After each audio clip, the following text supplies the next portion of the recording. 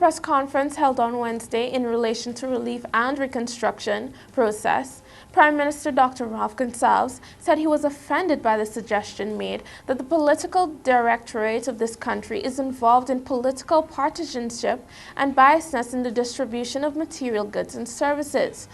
Gonsalves said he was sworn to uphold the Constitution of St. Vincent and the Grenadines and Article Section 13 of the Constitution, which speaks explicit to an avoidance of any such bias. However, persons calling each day on radio stations complain about their distress since the flood. In related news, the Nemo Council in an update said recovery is estimated to cost hundreds of millions of dollars. Director of Nemo, Harry Prince, says it will cost in the vicinity of over $236,000 to keep persons at the centers and at the community level base. On the record, there are 307 families that are displaced, which will cost the state $2,667,456. Meanwhile, Chief Education Officer Luann Gilchrist said the ministry is working along with students who lost their textbooks and other school materials to have them replaced at the shortest possible delay. Reports indicated that 3 fishermen, which included a Vincentian and 2 from Carriacou, were on Wednesday afternoon rescued at sea. According to reports from the Lieutenant Commander of the local Coast Guard, Dion Henry, on Wednesday from 11 a.m., a distress alert came from a sinking fishing vessel containing 3 persons on board, which was approximately 15 nautical miles east of Carriacou. Henry said the Coast Guard vessel was dispatched and the distress information was related to the Carriacou Coast Guard and the fishing vessel Morning Miss of Petit Martinique.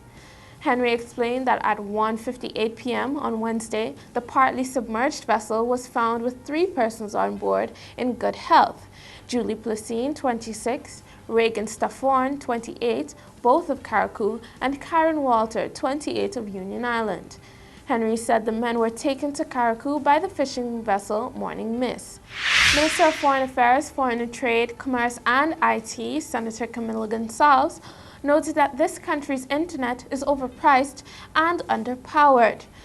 Gonsalves was speaking at a ceremony on Tuesday held to commission the new state-of-the-art computer lab at the St. Vincent and the Grenadines Community College, Division of Technical and Vocational Education, a project done by the National Telecommunications Regulatory Commission, NTRC, under its Universal Service Fund. Speaking of the computer lab, Gonsalves noted that of the 35 computers placed in the lab, 15 of them were iMacs, with excellent software packages and of the best quality. He noted that it is important to have these iMacs for the students to develop their mobile applications. He noted that the iMacs are user-friendly, accessible, and is the platform upon which most mobile applications are taking off today. He'd said the software application is important and goes beyond the courses in mobile application and cybersecurity. Gonsalves noted that the lab will also be used as a launching pad for curriculum enhancement, which will be able to take the curriculum forward. He said it is important for the labs to be used for offering these courses, which will take the curriculum slightly forward, but it must also be used in other ways, enhancing the curriculum using these important tools. In crime, Wednesday afternoon, Alex Cupid, 16 years, and Kenton John, 18 years, bus conductors of Mackey's Hill and Arnoldsville, respectively, were arrested and charged jointly with burglarizing Kasim Beauty Studio and stealing a quantity of items valued at $3,580 EC dollars.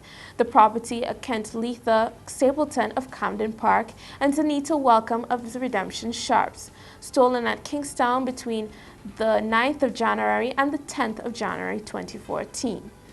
Police are also investigating the circumstances surrounding the shooting of Teddy Charles, a 60-year-old mason of Diamond, which occurred at Diamond on Wednesday, on the 15th of January 2014. Charles sustained multiple gunshot wounds about his body. Meanwhile, according to reports reaching our studio, it is alleged that a young man of Greg's, Alex Matthews, is said to be shot by an off-duty officer. Reports indicated that the young man entered the house of a lady with a cutlass in hand, where he was shot and killed by the officer. The Royal St. Vincent and the Grenadines Police Force will collaborate with Vincentian Association of Artists, Writers and Producers to stage 2 concerts on both sides of the island.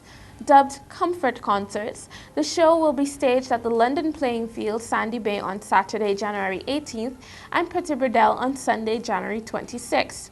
Both events commence at 4 p.m. Performances are expected to come from churches in both communities, a number of top Vincentian artists, dance groups, the police band, and steel bands from the Panagirt's Crime program. Admission to the concerts is free, however, monetary contributions and donations of non-perishable goods will be collected.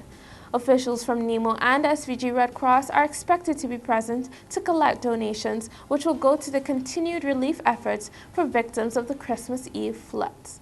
That has been all for your IKtv News Update. I'm Claire Robinson.